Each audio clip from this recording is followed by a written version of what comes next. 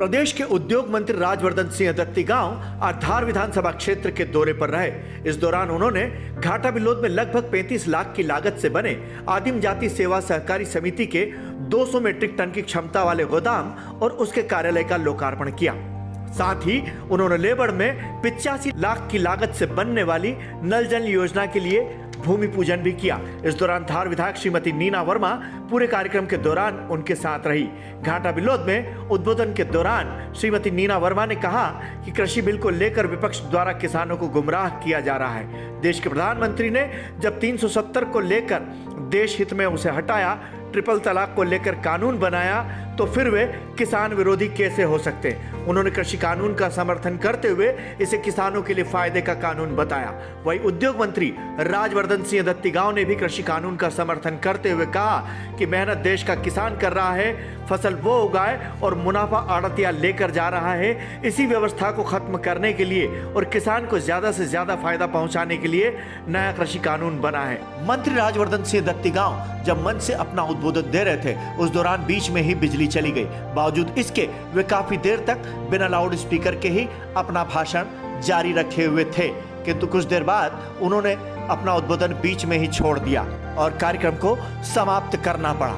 पत्रकारों से चर्चा के दौरान उन्होंने कैबिनेट द्वारा मध्य प्रदेश धर्म स्वतंत्रता अधिनियम कानून को लेकर कहा कि काफी समय से इस कानून की आवश्यकता महसूस की जा रही थी। कुछ ऐसे मामले सामने आए थे जहां कई युवतियों का जीवन खराब कर दिया गया, जिससे उनकी रक्षा के लिए और धार्मिक स्वतंत्रता के लिए इस कानून को बनाया गया है कि सरकार इस बिल को लेके इतनी ज्यादा सक्रिय रही और इसको लाने की आवश्यकता थी।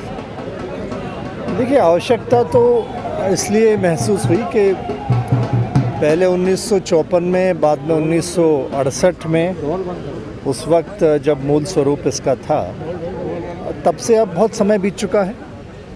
सामाजिक परिवेश भी बदला है, समय बदला है और कई घटनाएं ऐसी प्रकाश में आई जहां पे गुमराह करके नव युवतियों के जीवन खराब कर दिए गए, उनको उनके परिवार से अलग कर दिया गया। यहाँ तक कि कई जगह तो नृशंस हत्याएं हुई, कुकृत्य हुए। और इन सब जब ये सब प्रकरण प्रकाश में आए और इसमें ये भी प्रतीत हुआ और कई जगह इसके साक्ष्य भी मिले कि उसका मूल भाव असल में कुछ और ही था। तो हमारा संविधान अधिकार ज़रूर हमें स्वतंत्रता अभिव्यक्ति के देता है और तमाम दूसरी चीज़ों की देता है, लेकिन हम सब ये भी कहते हैं कि धर्म की जय हो और अधर्म का विनाश हो, वो कोई भी धर्म हो और कोई भी अधर्म हो। तो इसलिए संविधान ने जो शक्ति निहित की है सरकार में और विधानसभा में, उसका सदुपयोग करते हुए लाया गया है। इसके अलावा कृषि कानून के विरोध में कांग्रेस का कहना है कि परसों जो है वो ट्रैक्टर से विधानसभा जाएंगे। उसको लेके मुख्यमंत्री ने कल आदेश जारी कर दिए कि 5 किलोमीटर की परिधि में कोई भी ट्रैक्टर, ट्रक या बैलगाड़ी नहीं जा सकती। मुझे खुशी होती कि अगर ये लोग अपने खेतों में जाके ट्रैक्टर चला लेते, पूर्व मंत्री और विधायक सड़कों पे चलाने की बजाय।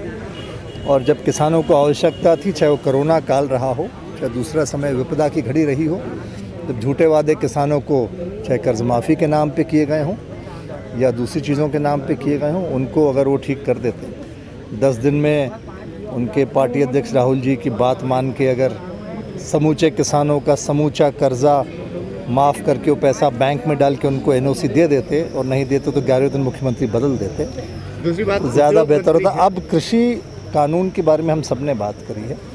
कृषि कानून में ये स्वतंत्रता दी गई है कि किसान अपना उत्पाद कहीं भी बेच सकता है, दे सकता है, मंडियाँ भी है और समर्थन मूल्य भी है। तो मेरे ख्याल से मध्य प्रदेश में ना तो ये कोई बहुत बड़ा मुद्दा है, ना इसका कोई असर है। भारत बंद भी फेल हुआ मध्य प्रदेश में, और वो ट्रैक्टर में जाएं चाहे बुलडोज़र में जाएं, मुझे नहीं लगता किसान उनके माया जाल में और भ्रम में फिर आने वाला है।